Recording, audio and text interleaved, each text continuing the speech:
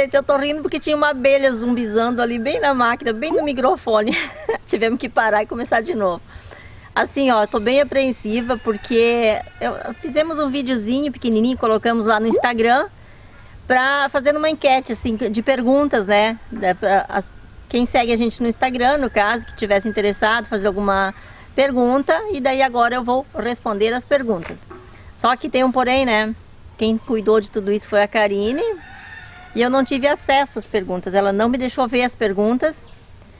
Segundo ela copiou, colocou em papelzinho, me entregou agora de manhã. Tá aqui a caixinha, não abri ainda, então eu vou ter que ler essas perguntas e responder agora. Ver se eu aguento uma coisa dessa. Olha, eu pego vocês se vocês fizerem alguma pergunta que eu não... Vocês me botaram em saia justa, olha. Vamos lá, vou começar a responder. Meu Deus do céu, não é que ela fechou tudo em... Ó o capricho. Bah, deixa eu botar assim, daí os que eu já li eu boto lá. Nossa, quanta pergunta. Espero que eu consiga responder todas elas, né? Tô sem óculos, mas tá. Meu Deus. Ivone, o pai reclama de tanta planta. Meu esposo não gosta muito. Se o meu marido reclama de tanta planta... Olha, no começo ele reclamava, porque ele é mais urbano que eu. Ele nasceu e se criou na cidade, né? E eu já tive um pezinho no interior quando era criança. Então, tem uma abelha zumbizando aqui. Até que ele se acostumou, demorou bastante, mas agora ele já abraçou a causa, né? Já vestiu a camisa e agora ele vai sozinho cuidar do sítio. Quase sempre, não é sempre, né? Às vezes eu preciso estar lá, né? Mostrando o caminho. O seu esposo não gosta muito, que dó, mas isso vai passar. É só por enquanto, isso passa. Mundinha Rodrigues, o nome dela. Gostei da pergunta. Já começou bem. Vamos pro próximo então. Eu tô rindo porque a pergunta ali, o pai, é porque eu chamo meu marido de pai às vezes. Sabe aquele hábito, a gente cria os filhos chamando a pessoa de pai, e na verdade, né, vai se habituando por esse lado aí. Que não é o certo, mas eu chamo. Vamos pro próximo. Você conseguiu ter todos os animais que queria? Se não, quais faltam? Gente, não consegui ainda. Tem vários que eu ainda quero. O sonho tá um pouquinho longe de ser alcançado, mas eu tô assim, ó, engatinhando e vou chegar até finalizar esses sonhos. Um deles, no caso, é um cisne negro ou um casal, porque eu não gosto de ter um animal, eu gosto de ter sempre o casal, porque por causa da solidão, eu acho que assim, que cada animal conversa, tem a linguagem deles, né? Então, se é um sozinho, é muito difícil a comunicação com outros animais, de outras espécies. Então, o cisne negro, eu quero ter um casal. Ó o galinho do like aí! E o pavão também. Pavão é um sonho que eu tenho assim muito, e esse vai ser mais rápido de se realizar.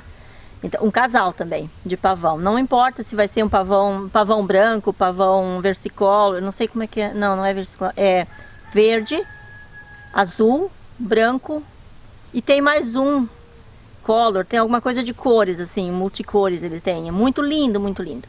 Mas não importa, eu quero um casal de pavão. Ok, Alifer? Obrigado pela pergunta. Vamos para o próximo. Vamos ver. Quero perguntar... Não.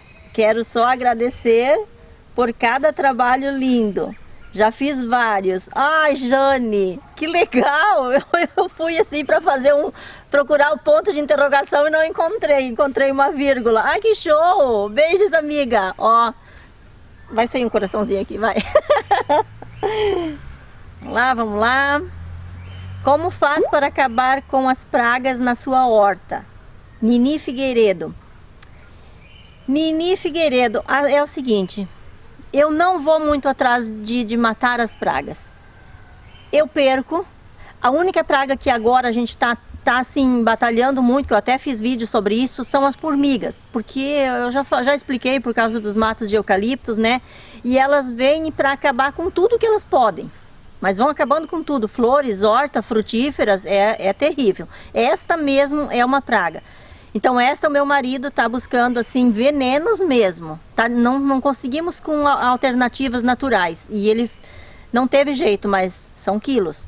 Agora as outras pragas como fungos, cochonilhas, vem também os caramujinhos. Agora eu perdi bastante azedinha, que eu podia ter durante o verão as azedinhas, né?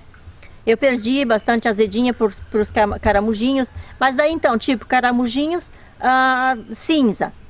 Se a gente joga cinza na horta, a gente consegue controlar bastante. Também tem a folha da mamona, no caso, que a gente macera a folha da mamona, não com as mãos. Se vai fazer com as mãos, bota uma luva, né? Ela é tóxica. E acrescenta um pouco de água, isso não precisa seguir a risca medidas, né? E borrifa aquela água nas verduras, que vai matar também, vai afugentar. O que não mata, afugenta, né? Agora, as lagartas da couve eu deixo, porque elas se transformam em borboletas e eu gosto muito das borboletas. E aí o que acontece? Quando eu vejo que tem alguma coisa, eu vou lá, corto aquela folhinha e dou para as galinhas. As galinhas comem e eu consigo controlar um pouquinho, né? É assim que eu vou fazendo, mas eu não fico muito frustrada se eu perco. Eu planto de novo, eu semeio de novo e não uso agrotóxico, não. Então, no caso, o veneno para as formigas não teve jeito, né? Obrigada, Nini Figueiredo. Tem bebedouros de passarinho? Pode fazer e mostrar para nós, Mônica. Olha, Mônica, a gente tem muitos afazeres no sítio. Por isso que a gente não providenciou bebedouros. Por quê? Porque o bebedouro é uma coisa que a gente precisa trocar todos os dias. Eu tenho todos os meus animais, que eu tenho, tem uma grande maioria que estão presos, né? Algumas espécies mais raras estão presas. E eu tenho que estar controlando a água deles todos os dias. Lavar, higiene, água nova, tudo, né? E eu penso que os passarinhos, como eles voam livres, eles têm acesso às vertentes. Eles conseguem entrar dentro das gaiolas que eu tenho, os fazão ali, tudo, né? Tem as gaiolas com as tramas mais largas. É cheio de passarinho lá dentro, sempre tomando água e comendo, se alimentando. Então eu não me preocupo aqui no sítio em estar cuidando dessa parte, porque eles têm acesso livre aos açudes, às vertentes, tudo que tem aqui no interior, né? Cidade também tem. Até o orvalho, eles tomam água do orvalho e das folhas também. Então eu não me preocupo. Vamos para mais uma então. Vamos lá. Tô gostando dessa interação. Por que vocês não criam uma vaca para vocês tirarem leite? Manda um abraço para Pelotas. Richard. Pelotas, grande abraço, Richard. É o seguinte, nós não temos o hábito de consumir... Primeiro que a gente não tem o hábito de consumir leite. Leite aqui em casa, só alguns derivados, ou então quando a gente faz alguma sobremesa, que a gente sabe que vai vir alguma visita, então a gente tem o uso do leite. A Karine toma um pouquinho, mas está diminuindo bastante. E assim, primeiro também, segundo lugar, que eu não tenho espaço para ter uma vaca. Se eu fosse colocar uma vaca aqui, eu teria que colocar dentro desse mato de eucalipto e pode ter cobras, a gente corre esses riscos todos, né? Então, quando a gente precisa comprar um queijo, eu tenho uma vizinha que tem criação de vaca, eu compro o queijo dela, né? E por isso que a gente não tem o hábito do consumo da lactose. Só leites vegetais que a gente consome. Obrigada pela pergunta. Mas não tenho nada contra. Quem consome leite não tem problema. Tenho uma filha na cidade que consome leite direto. Eu não tenho nada contra isso. Inspirado em vocês, estou montando uma chácara do zero. É muito prazeroso. Bicho do mato. Tô lendo sempre seus comentários. Tem razão. Muito prazeroso. Começar do zero melhor ainda. Eu sempre digo assim, ó. Não tanto nos comentários, não tanto assim nos meus vídeos, mas quando a gente conversa com alguém que vem nos visitar aqui, eu sempre falo como é bom a gente pegar uma coisa assim do zero, comprar com o nosso dinheiro, se for possível, né? Nosso suor, como foi feito aqui, e mesmo que seja de herança, começar a reformar, então, que seja, colocar a nossa marca, né? O nosso suor, o nosso jeitinho, é maravilhoso mesmo, concordo contigo. De onde você é? Quantos anos você tem? É a Fernanda que perguntou. Eu tenho 53 anos. E eu sou de Estrela. Estamos morando, eu e minha família, estamos morando na cidade de Estrela. Nasci em Cruzeiro do Sul, na cidade de Cruzeiro do Sul. E moramos mais de 20 anos pertinho de Santa Catarina, na cidade de Frederico Westphalen, e um pouquinho também em Santa Catarina, em Cunha Porã, que é onde a Karine nasceu. Ela é barriga verde. E os outros 2 filhos nasceram em Frederico Westphalen, pertinho de Santa Catarina. Agora estamos morando em Estrela há 6 anos. Gostaria de aprender a plantar cenoura. Ana Paula, ai Ana Paula, eu semeei essa semana, mas eu vou mostrar um passo a passo de como plantar cenouras, não se preocupa. A cenoura é o mesmo sistema de qualquer outra espécie de plantinhas que você vai semear. Só a diferença, uma das diferenças é que precisa afofar bem a terra, mais ou menos na quantidade que a cenoura vai crescer, né? Colocar bastante adubo ali, no caso orgânico, se for possível. Não semear tão pertinho, espaçar um pouco mais, preparar um canteiro maior se você tem bastante semente. Depois que ela nasce, ralhar um pouco, tirar um pouquinho das mudinhas para que elas fiquem mais grossinhas, né? Super fácil. E assim como ela vai crescendo, colocar um pouquinho mais de adubo no meio, esfarelar o adubo tipo assim no meio, né? Alguma coisa de adubo orgânico, que daí ela vai pegando mais, porque a cenoura ela precisa de bastante adubinho, né? Sempre orgânico, se for possível. É muito fácil de cultivar cenoura. Samambaia, precisa regar todo dia? A Manu, eu não rego as minhas todo dia. De 2 em 2 dias, 3 em 3 dias.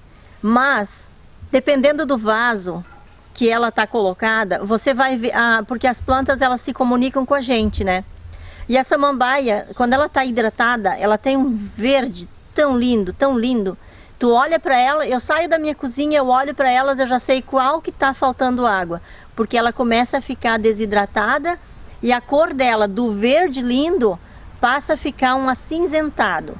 Então, se você começar a conversar com as suas plantas, você vai ver. Samambaia tem uma conversa maravilhosa com a gente. Ela diz, eu quero água. E a gente olha para ela, opa, essa ali precisa de água. Então você vai conhecer as suas plantas de acordo com o local que ela foi plantada ou o vaso. Amei fazer arte em cimento. Acompanho sempre você. Abraço. Sérgio. Oi, que legal. Essa não foi uma pergunta, é um comentário. Grande abraço aí, Sérgio. Vocês moram no nosso coração, nos nossos corações. Agora que o André e o Calu estão participando, meu marido Calu, estão participando, eles também interagem com os comentários que aparecem nos vídeos, né? Estão sempre ali. Quais os tipos de artesanato que você faz? Só o de cimento? Vânia. Não. Esse cachorrinho.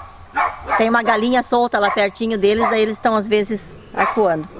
Não, Vânia, eu faço mais artes. No momento eu não ando tendo muito tempo, né? Mas eu gosto de fazer arte em argila. Me criei fazendo artes em argila, né? Trabalhando assim com a mãozinha. Gosto de fazer arte em madeiras e taquara, bambu no caso, né? Crochê, tricô, costura, bordados. Eu faço de um tudo, porque eu criei meus filhos fazendo tudo com as minhas próprias mãos. Inclusive eu fiz todos os sapatos dos meus filhos até os 8, 9, 12 anos de idade. Uma hora eu vou sentar e vou mostrar as fotos. E eu sou artesã mesmo, eu já tive uma sapataria, onde eu transformava sapatos de mulher simples em sapatos de luxo, com cetim, essas coisas todas, né? Pinturas novas. Enfim, eu faço também, sei fazer também etiquetas de calças jeans, serigrafia, no caso, né? O passo a passo da serigrafia, toda ela eu sei fazer também. Enfim, é muita coisa, né? Mas eu me dedico bastante agora no momento às artes em cimento. Eu sempre digo, quando a gente precisa criar a família sem ter ajuda, como a gente criou nossos filhos sem ajuda de ninguém e longe de todo mundo, eu e meu marido criamos os filhos longe de todos, então a gente se adaptou, a gente foi se adaptando, a gente foi aprendendo a fazer de um tudo.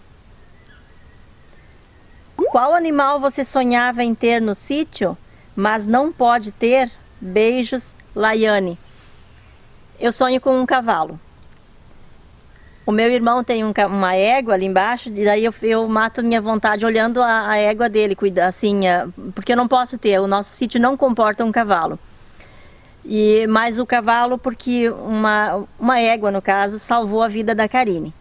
quando era bebezinha, recém-nascida. Então eu tenho o maior respeito pelos cavalos. Eu acho assim que é um bicho que eu daria a minha vida para salvar um, com certeza. Então o cavalo seria um bicho que eu gostaria de ter e não posso. Eu sei que agora vocês vão me deu lágrimas nos olhos. Eu sei que vocês vão pedir para me dizer que forma foi que ele salvou a vida da Karine. Onde você aprendeu a fazer artes em cimento? A Rejane. Bah, Rejane, eu vou te falar a verdade. A pura verdade. A primeira casa que a gente comprou, que eu e meu marido conseguimos comprar, foi uma pré-casa. Ela era um pedaço de uma casa abandonada. Ela estava em coma, era só tijolo à vista, assim, e semi-pronta, mas muito além de estar semi-pronta, né? E aí, como a gente não tinha dinheiro para pagar pedreiro ou coisa assim, eu e ele na cara e a coragem, nas horas de folga, começamos a comprar um pouco de material de construção e começamos a fazer, dar fim àquela casa, né? Finalizar a casa. A gente foi aprendendo com um primo dele, o Geraldo. Geraldo, aqui ó, grande abraço, amigo. O Geraldo era nosso vizinho e ele era pedreiro, então ele, nas horas de folga ele dava as dicas para nós e ajudava nós também um pouquinho. E assim a gente foi aprendendo a terminar a nossa casa, né?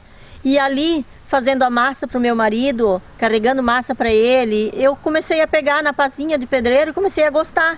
Aí chegou uma hora que eu estava rebocando a casa junto com ele. E aí eu comecei a gostar da textura daquela massa, sabe? Comecei a gostar daquilo e como era uma coisa que era o nosso bem, nossa primeira casa, nosso primeiro bem. E no caso, né, bem não pessoal, não de sentimento, no caso assim, material, né? Eu comecei a gostar daquela massinha de cimento e aí comecei a mexer com ela e transformar ela em outras coisinhas e agora eu amo fazer isso. Foi assim. Já apareceu alguma cobra dentro de casa? Elas aparecem com frequência aí pelo sítio? Beijão, Heloísa Cavalcante. Sim. Dentro de casa não, mas pertinho da porta da sala, sim. A minha mãe estava aqui até me visitando e de repente uma cobrinha veio e passou por nós e era bem venenosa. Mas aqui no sítio já apareceram muitas cobras, mas todas filhotes. Eu sempre digo que as mães devem morar aqui dentro, não, não conseguem descer o muro ou não querem vir aqui. Porque os filhotes, eles andam mais, né? E as mães são mais lentas, as grandonas, né? Bem grandonas. Mas aqui já apareceu muito filhote e eu já peguei um com a minha pá. Bem enroladinho, e quando elas são enroladas assim, elas são muito bravas. E todas as que apareceram aqui foram cobras venenosas, filhotes no caso. A Nina já matou alguma. A Nina mata as cobrinhas, quando ela acha por aqui no meio das flores, ela mata e traz pra gente ver as cobrinhas. Eu ia esquecendo de dizer também que um dia nós chegamos em casa de noite e tinha uma cobra bem braba na área dos fundos, caminhando na lavanderia lá, e assim, ó, ela estava com a cabeça erguida. Então tem cobras noturnas e diurnas, né? E aquela espécie eu nunca tinha visto, era uma noturna. Isso acontece. Faz parte, né? Não tenho perguntas, só quero dizer que quero vídeos nos finais de semana. Finais de semana? Pois estou viciada em vocês. Suzana. Ai, que amor, Suzana. Mas eu acho que não vai dar no fim de semana, porque normalmente a gente ganha visita nos fins de semana, ou a gente às vezes sai também, né? E tem pessoas que não gostam de aparecer em vídeos, então se a gente recebe visita, alguns aceitam, né? A gente está começando a trazer um pouco de fora também, amigos e parentes, né? Mas não são todos, alguns têm vergonha, né? Então, se eu vou começar a gravar nos fins de semana, daí tipo... a pessoa telefona, tô indo para jantar, tô indo para dormir, e a gente tem que gravar vídeos, fica meio complicado daí. Só por isso, não tem como. Quando vai sair o vídeo com arte em bambu, Jefferson? Sim, sabe o que aconteceu? Eu não conheço aquele bambu fininho. Aí eu disse pro meu marido, eu vou trazer, mas eu vou deixar secando. Eu queria ver a reação do bambu. Se a gente tinha pegado o bambu velho ou não, porque eles são todos fininhos, então a gente não sabia se as plantas estavam velhas ou novas. E o bambu, ele gosta de enrugar depois que seca, né? Aí eu pensei, não, se eu vou pegar esse bambu e fazer a arte com ele assim, recém-colhido, e ele vai se modificar depois, é ruim, estraga a arte, né?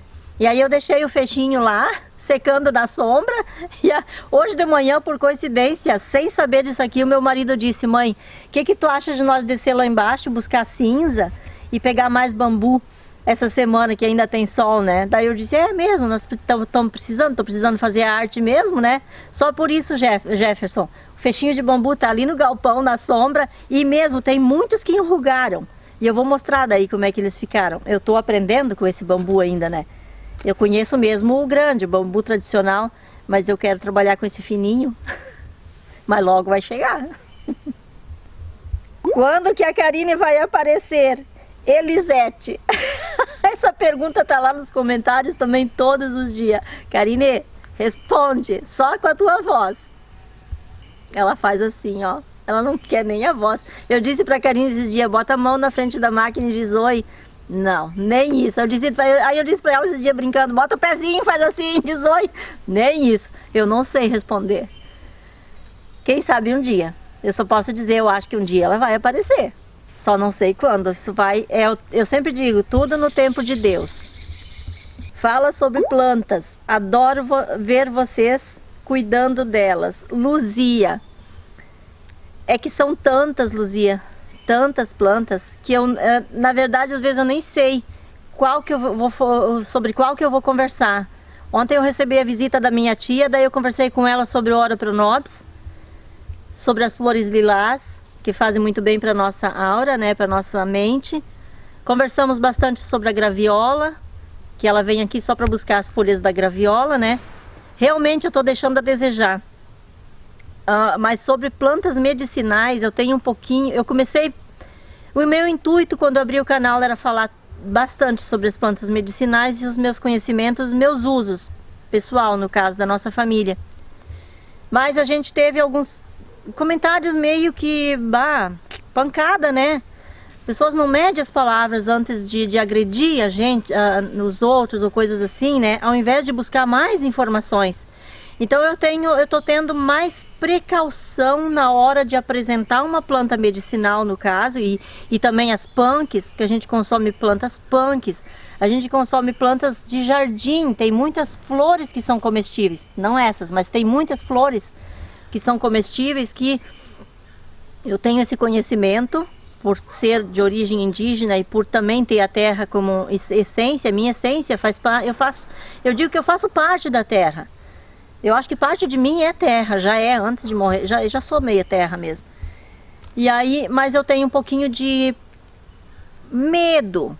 A palavra é medo, porque quando você fala sobre as plantas, a gente não tem nunca, nem sequer os cientistas hoje em dia têm todo o conhecimento, terapeutas, fitoterapeutas, conhecem as plantas, mas sempre tem mais a conhecer. Então,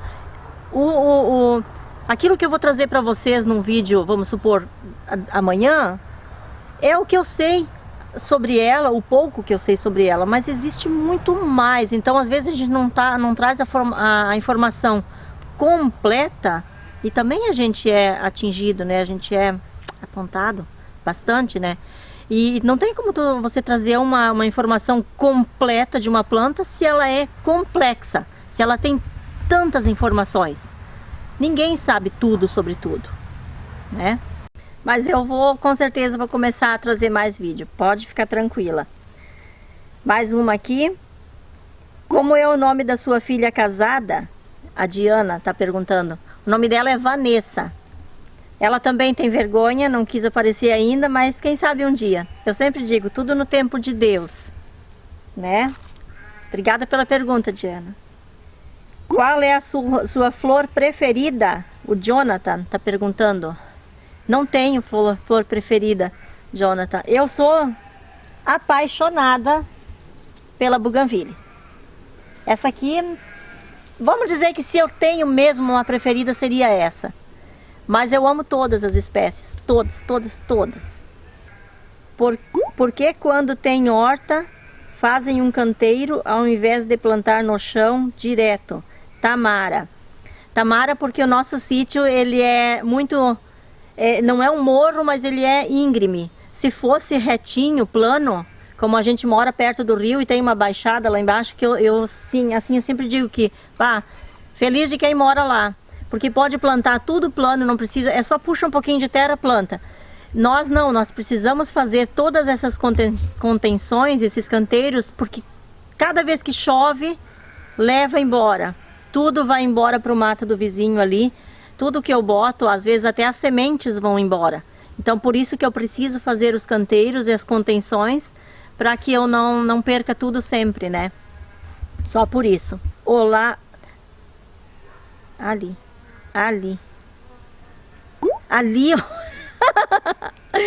Tô assassinando português. Ali onde mora a suculenta morre com a geada? Marina. Depende da espécie. Tem umas que morrem também com as chuvas, porque aqui quando começa a chover, chove muito, muito, muito. Então eu tô aprendendo a cuidar das suculentas. Já perdi muita suculenta, já perdi muito cacto. Eu venho tentando faz tempo já. Então eu tenho que ter providenciar um lugar especial para as suculentas de sol, para as suculentas de inverno, as de chuva, e eu não tenho isso ainda, né? Por isso que eu não me aprofundei tanto. Mas eu tô tentando. Os cactos é a mesma coisa. A gente perde muito para essas intempéries do tempo, né? Que temos aqui no Rio Grande do Sul. Como você faz para evitar as geadas nas plantas? Elier, não tem muito o que fazer. Quando elas são bem novinhas, que a gente consegue colocar alguma proteção em cima, que a gente sabe que aquela espécie vai morrer, então a gente coloca proteção. Mas a grande maioria das plantas que a gente tem aqui no Rio Grande do Sul são adaptáveis à geada, ao frio. As bananas não. Elas, quando dá muita geada, a gente perde bananas, ou elas somem um pouco, né? O mamão também é a mesma coisa. Quando dá muito geada, ele queima, ele perde todas as folhas e depois ele brota de novo, né? Então, mas a grande maioria das plantas que nós temos aqui são adaptáveis ao clima do Rio Grande do Sul, inclusive a geada, né? Qual foi a sua maior dificuldade que você enfrentou no sítio, o Jonathan? A minha maior dificuldade foi e continua sendo o fato do sítio ter tido plantação de eucalipto em cima. Já falei fiz um vídeo sobre isso, né?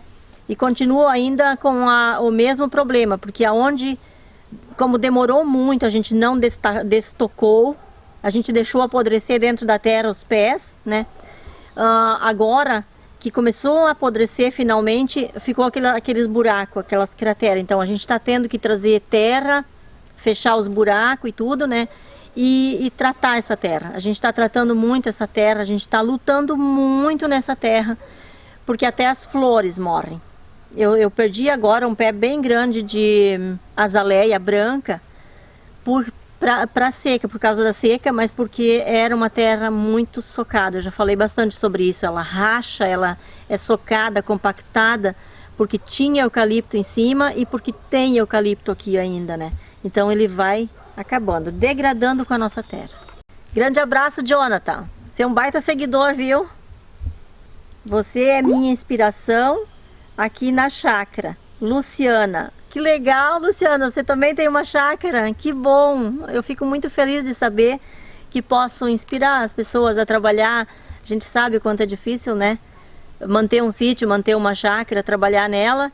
Mas é muito bom saber que a gente está conseguindo mostrar a realidade, o dia a dia, e ainda conseguir inspirar e não assustar, porque não é a intenção assustar, a intenção é mostrar. Não, por mais que tem coisas boas, maravilhosas, as partes boas são sempre mais, né? Tem as dificuldades também, e elas existem, e é uma realidade. E essas dificuldades, eu sempre digo, tem na cidade também, dá no mesmo. Eu sempre digo, a balança é quase a mesma coisa. Grande abraço a todos, muito obrigada pela interação de todos, espero que vocês tenham gostado das respostas, né? E continue fazendo perguntas que eu estou sempre respondendo lá nos comentários dos vídeos também. Até o próximo vídeo, tchau, tchau!